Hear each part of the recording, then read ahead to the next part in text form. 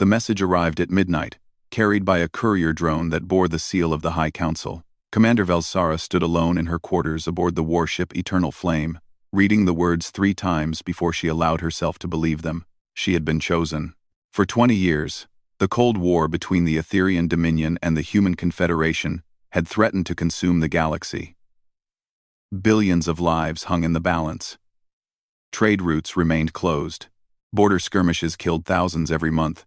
The great powers circled each other like wounded predators, neither willing to strike first, neither willing to back down. Now, the diplomats had found a solution: a peace treaty. And to seal that treaty, they required something ancient and symbolic: a union between species. A marriage. Velsara was to be the bride.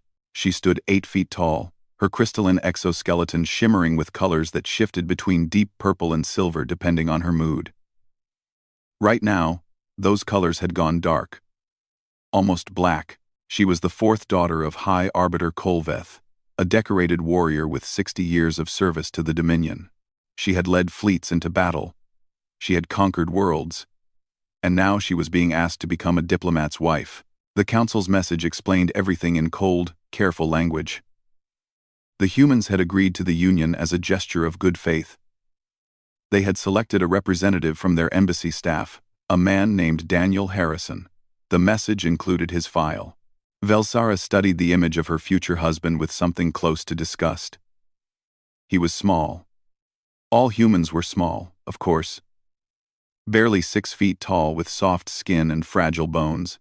But this one seemed particularly unremarkable. Brown hair cut short, brown eyes, a face that she could only describe as average. He had no visible augmentations, no genetic enhancements, no combat modifications of any kind. His occupation was listed as cultural attaché, a paper pusher, a man who attended meetings and wrote reports. This was what she was expected to marry. Velsara threw the datapad across the room and watched it shatter against the wall. For a long moment, she stood there, breathing hard.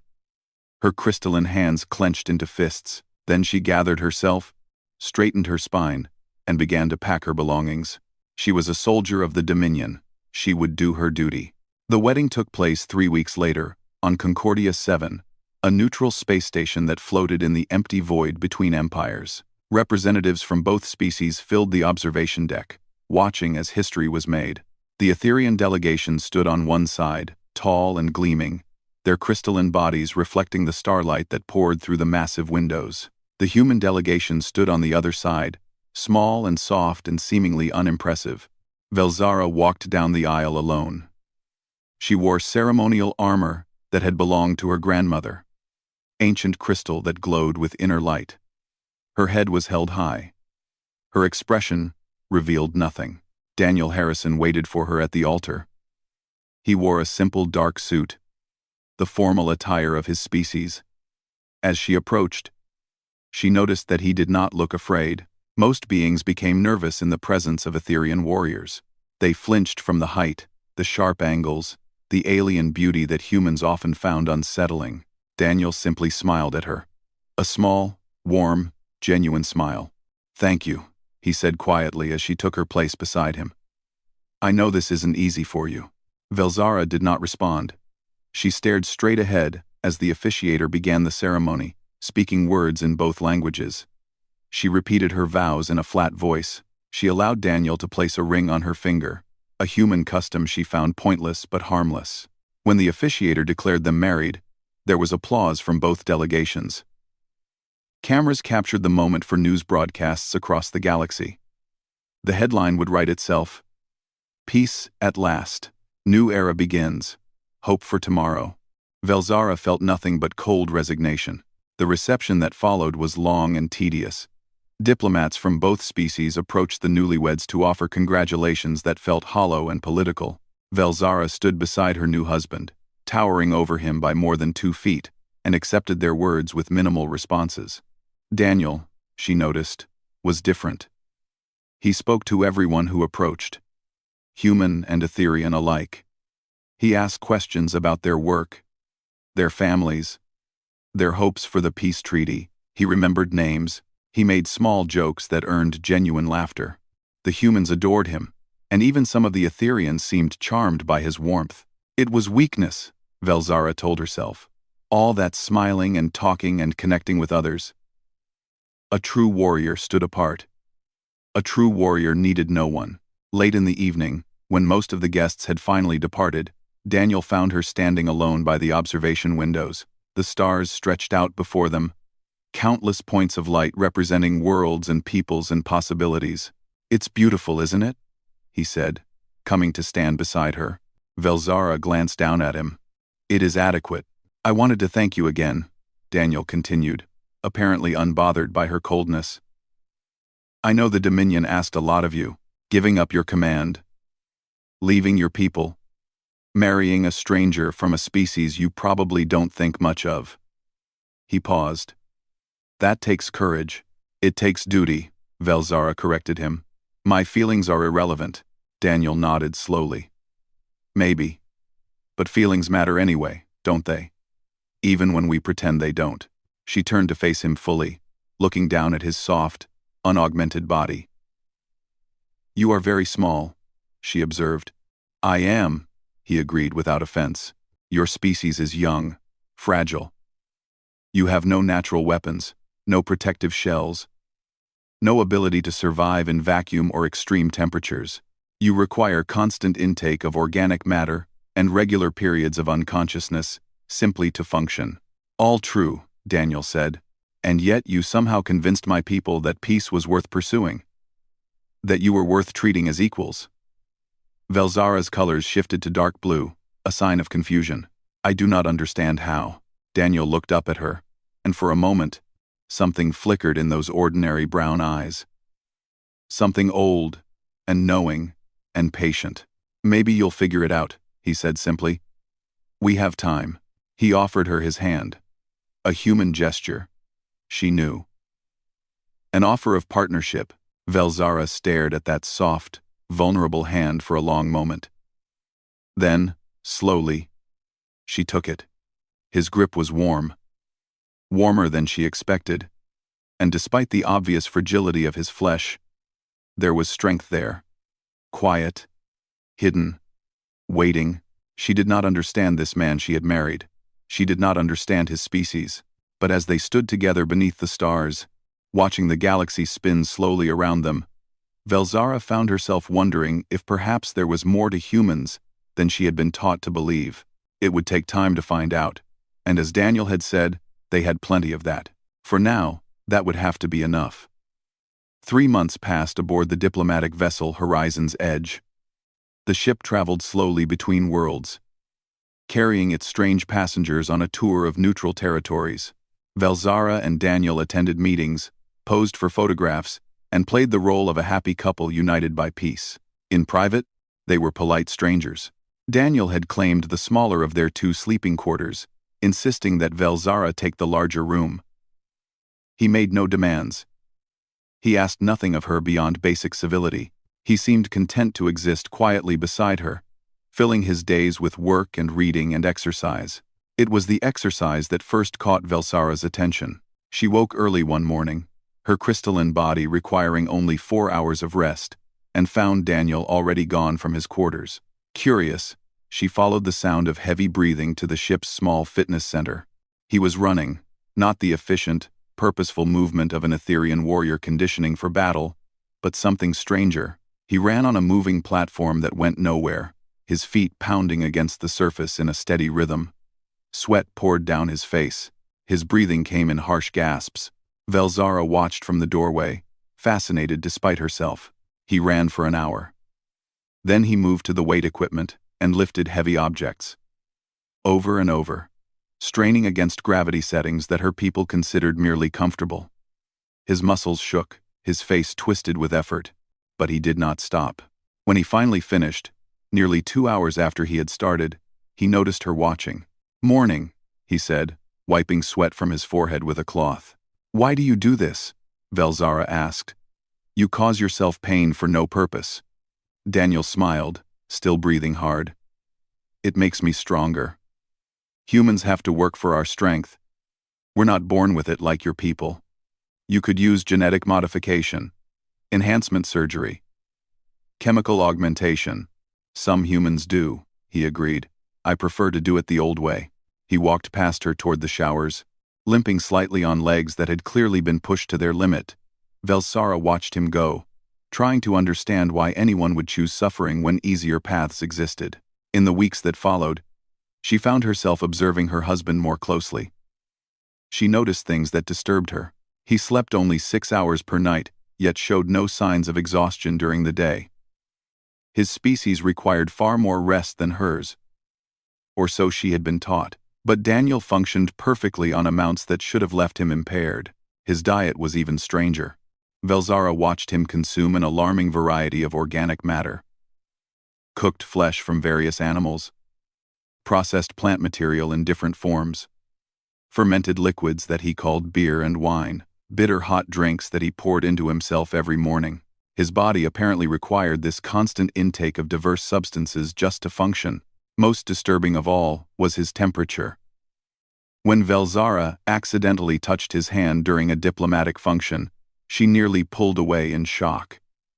His skin was hot, almost feverish by Etherian standards, yet he showed no signs of illness. "Are you unwell?" she asked later, in the privacy of their quarters. "No, why?" "Your body temperature is extremely elevated. Among my people, this would indicate serious infection." Daniel laughed softly. "No, that's just how we are. Humans run hot. Our bodies generate a lot of heat." He paused, seeming to consider something. "Actually, that's partly why we can keep going when other species tire. We're basically always burning energy." The answer made no sense to her.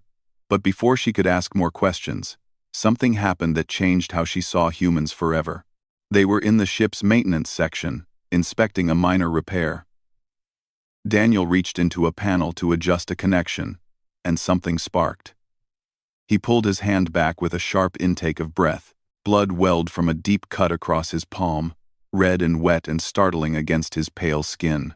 "You are injured," Velsara said, moving toward him. "We must get you to the medical bay." "It's fine," Daniel said, examining the wound. "Just a cut. I'll wrap it up. It requires treatment. Regeneration therapy. Perhaps surgery. For this?" He seemed genuinely confused. "No. It'll heal on its own. Give it a few days." Velsara stared at him. Among her people, wounds required careful treatment. Their crystalline bodies could be repaired, but the process was slow and required technological assistance. She watched over the following days as Daniel's cut closed itself. The bleeding stopped within hours. A scab formed, then fell away to reveal fresh pink skin. Within a week, only a faint line remained. No regeneration tank. No medical intervention.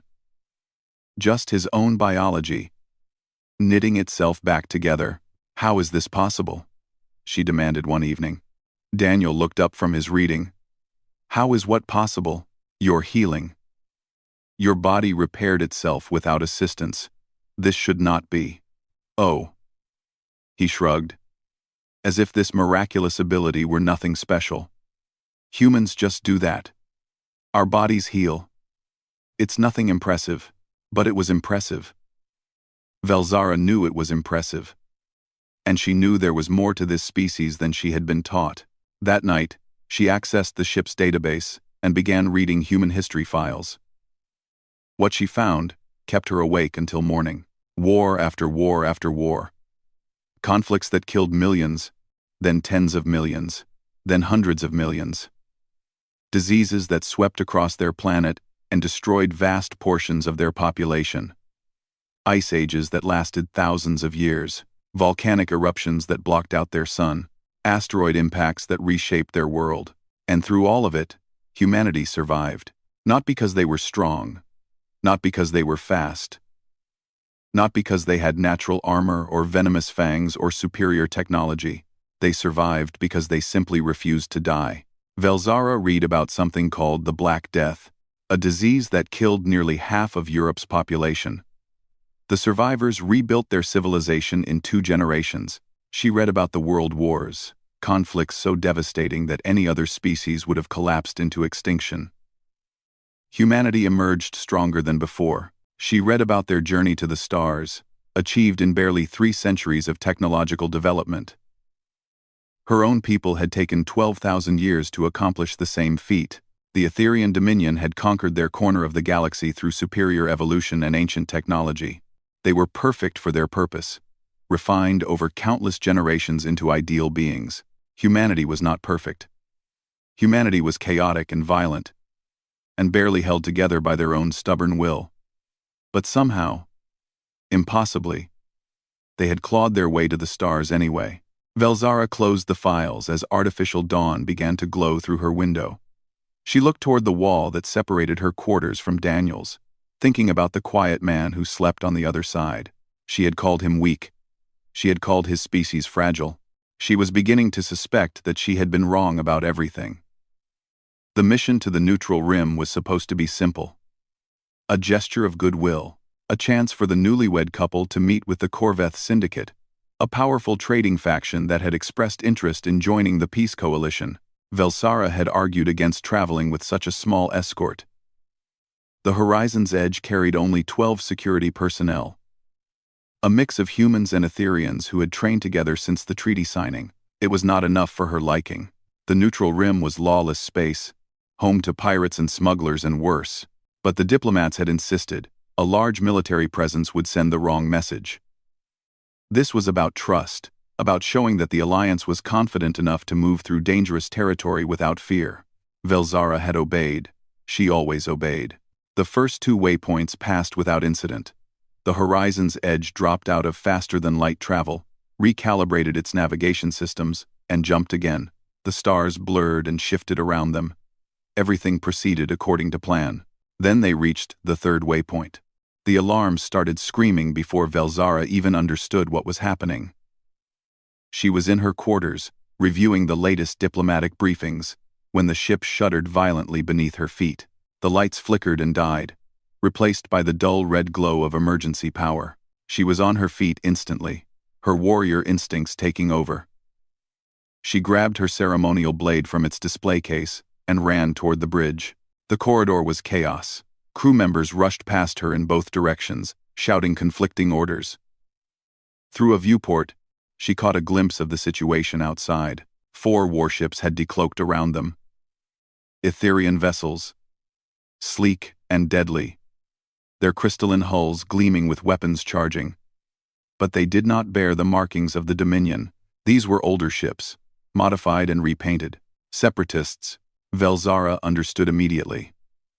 Not all Etherians supported the peace treaty. Some factions believed humanity should be conquered, not allied with. They called themselves the Purification Movement, and they had been growing bolder in recent months.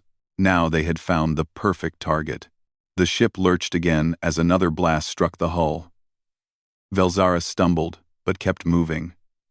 She had to reach the bridge. She had to find out what was happening.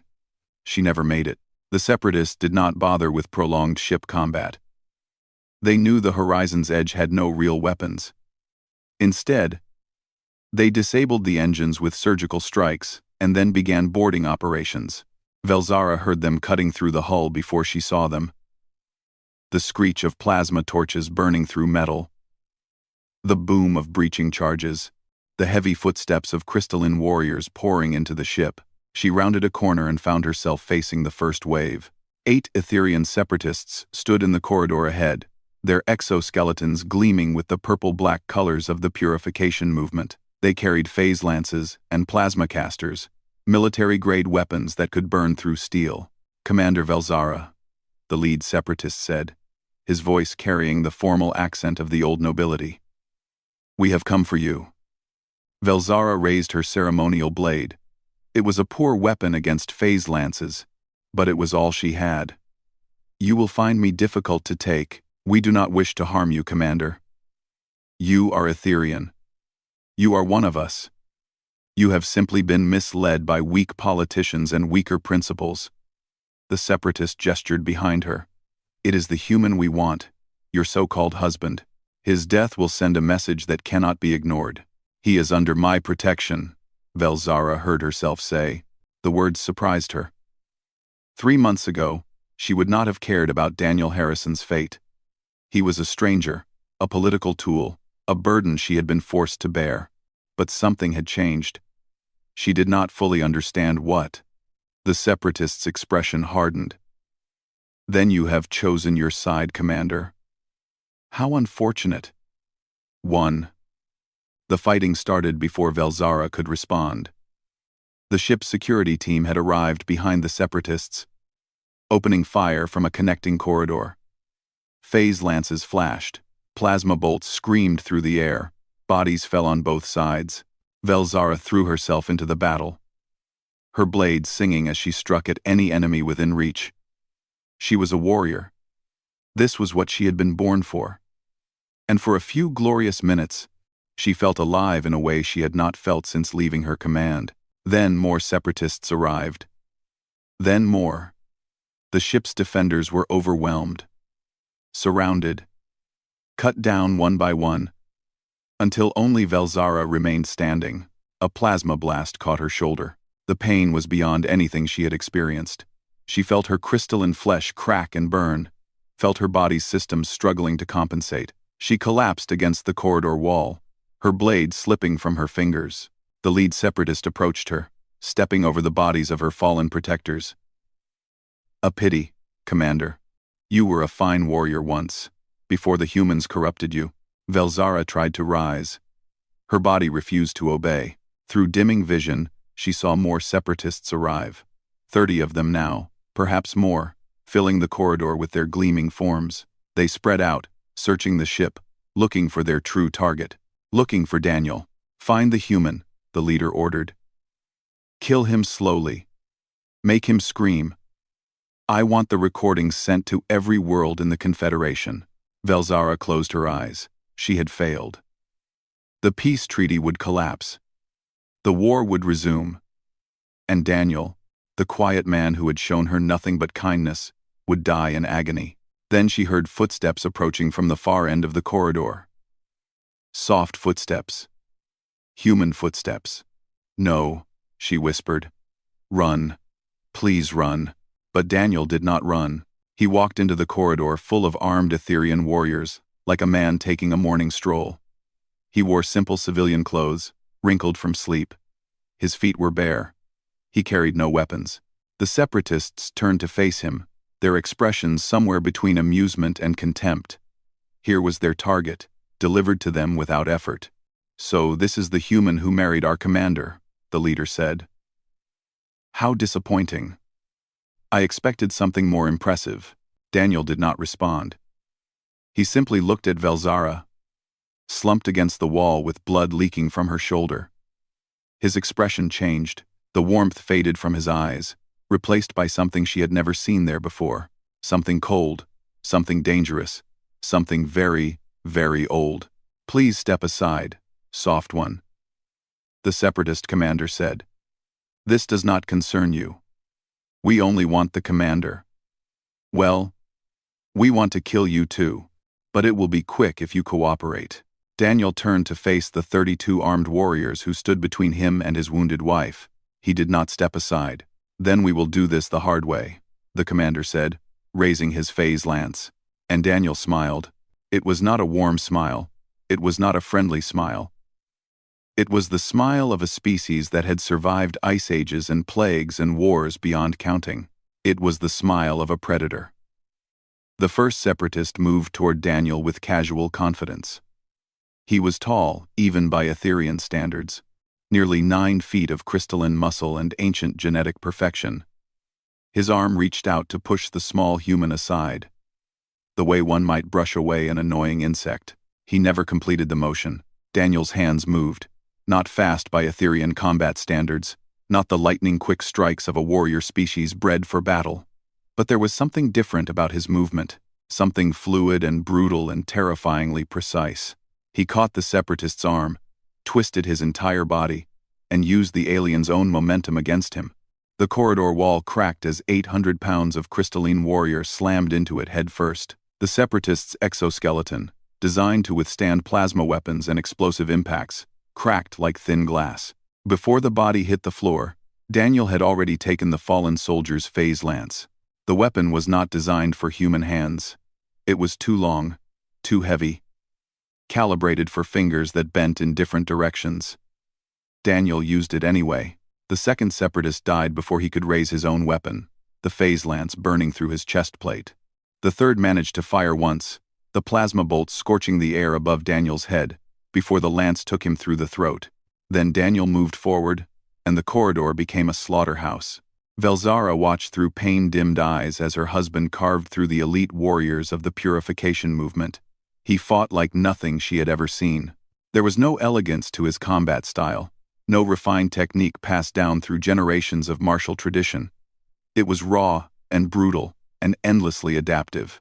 When the phase lance ran out of power, he used it as a club. When the club shattered against an enemy's exoskeleton, he picked up a crystalline blade from a fallen warrior. When the blade broke, he used his hands. The Etherians tried to coordinate. They fell into combat formations that had proven effective for thousands of years. They used their superior reach, their greater strength, their natural armor. They outnumbered him more than 30 to 1. It did not matter. Daniel Harrison did not fight like an Etherian. He did not follow patterns or honor traditions or wait for openings.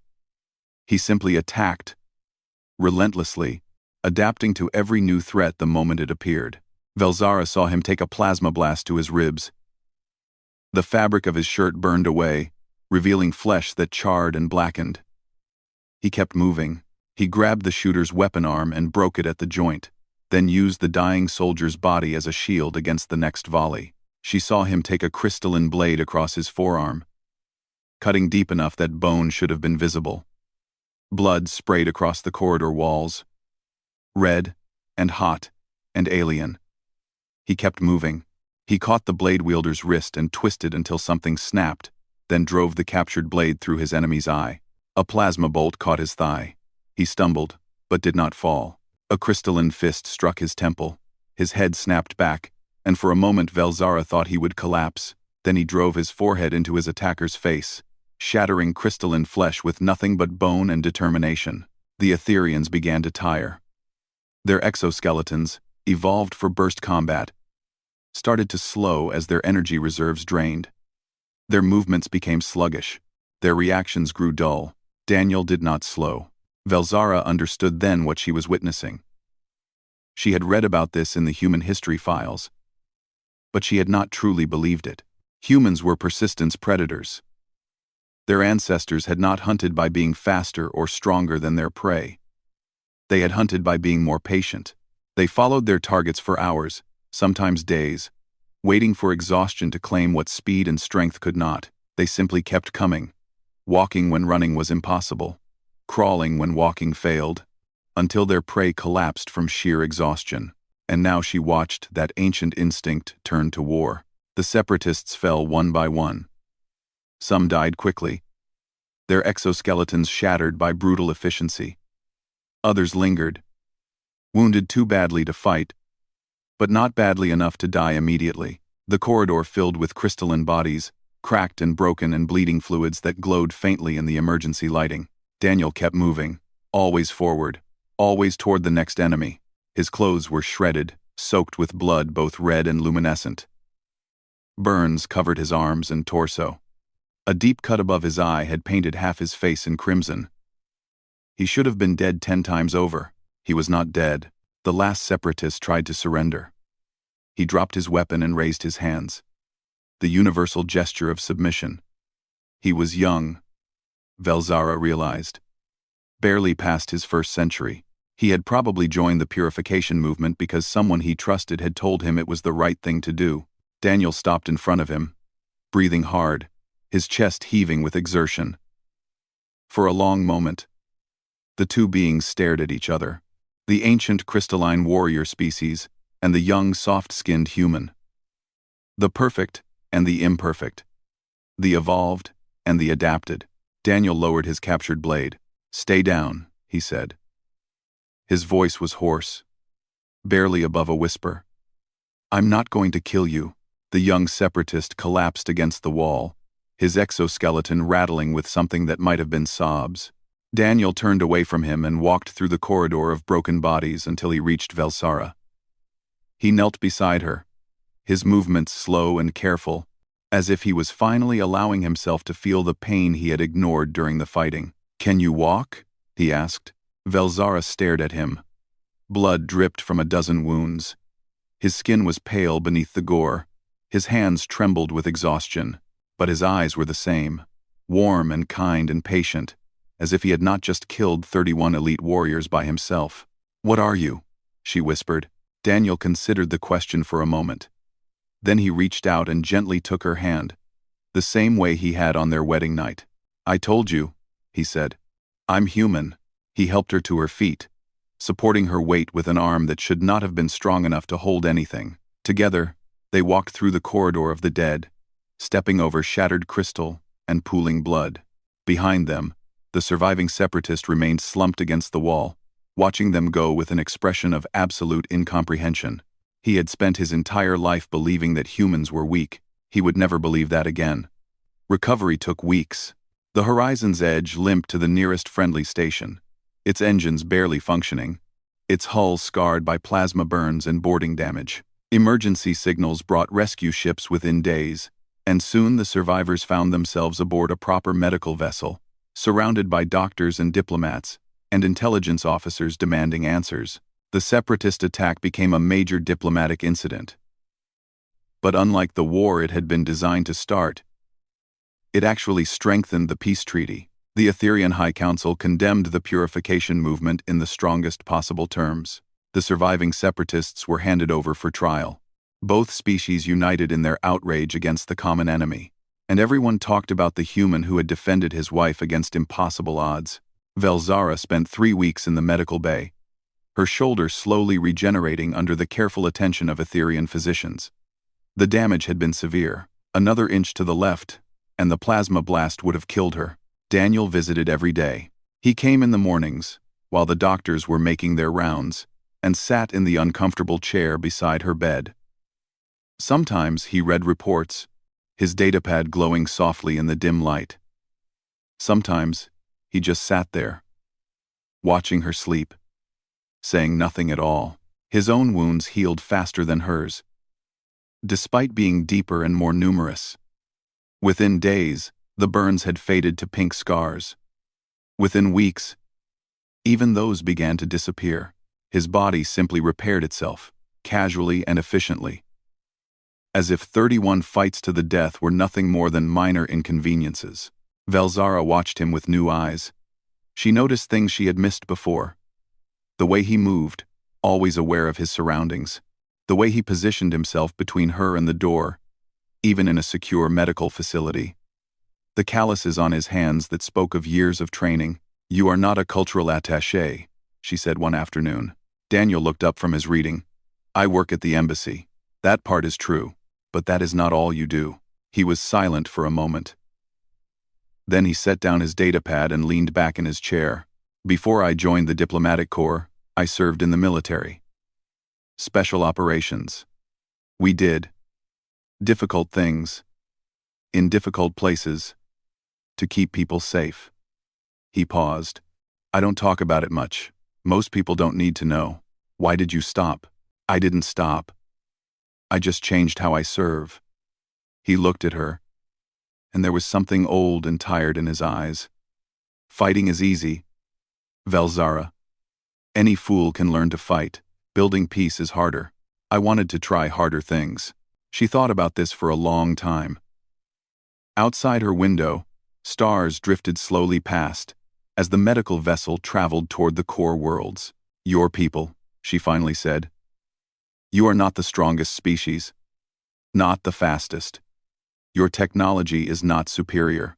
Your bodies are soft and fragile compared to ours." She turned to face him. "How did you spread so far so quickly? How did you survive first contact with the Dominion when so many other species did not?" Daniel was quiet for a long moment. She had learned to wait for his answers. Humans thought slowly, she had discovered. But they thought deeply. "I think," he said at last, "it is because we never learned when to stop. I do not understand. Other species. They evolve to fit their environment. They become perfect for their world. Etherians are perfect for your crystal homeworld. The Corveth are perfect for their jungle planet. You reach a state of harmony with your surroundings, and then, you stay there. He leaned forward, warming to his subject. Earth never let us do that. It kept trying to kill us. Ice ages that lasted thousands of years. Predators that saw us as easy prey. Diseases that wiped out whole populations. Famines. Floods. Volcanoes. Asteroids. He smiled, but there was no humor in it. We never got the chance to become perfect for anything. So instead, we learned to be good enough for everything. Velzara considered this. Her people had always viewed humanity's diversity as weakness. They had no single form, no unified biology, no consistent abilities. They varied wildly in size and strength and coloring. It had seemed chaotic, unrefined, primitive. Now she wondered if it was actually humanity's greatest strength. We're not strong, Daniel continued. We're not fast. We're not tough. But we're stubborn. We adapt. We survive. And when something threatens what we love... He trailed off, looking at her with those warm brown eyes. We become whatever we need to be. You love me? The words surprised her as much as they surprised him. Daniel blinked. Then he smiled, soft and genuine. I don't know yet, he admitted. We haven't known each other very long. But I know that when I saw you bleeding in that corridor, I felt something I haven't felt in a long time. Something worth fighting for. He reached out and took her hand, his warm fingers wrapping around her cool crystalline ones. I think that might be a good place to start. Velsara looked at their joined hands. 2 species, 2 worlds, 2 entirely different forms of life. Everything she had been taught said this union was impossible. That humans were too alien, too foreign, too weak to ever be worthy partners. Everything she had been taught was wrong. I believe, she said slowly, that I have greatly misjudged your people. Most do, Daniel replied. We prefer it that way. Makes it easier to surprise everyone. For the first time since their wedding, Velzara laughed. It was a strange sound, crystalline and musical, and it startled them both. But once it started, she found she did not want it to stop. Daniel grinned at her, and something shifted in the space between them. The cold distance that had defined their marriage began to thaw. When you are recovered, Daniel said, would you like to visit Earth? I could show you where I grew up. The mountains and the oceans. The cities that never sleep. The places we built after everything else tried to destroy us. Velzara squeezed his hand. I would like that very much, she said. Outside the window, the stars continued their eternal dance. Somewhere out there, 2 empires were learning to coexist. Trade routes were opening. Borders were softening. A galaxy that had known only war was beginning to imagine peace. It would not be easy. Nothing worth doing ever was. But as Velzara looked at the small, fragile, impossibly resilient human beside her, she found herself believing that anything was possible. After all, she had married a species that simply refused to accept the word impossible. Perhaps their stubbornness was contagious. She hoped so.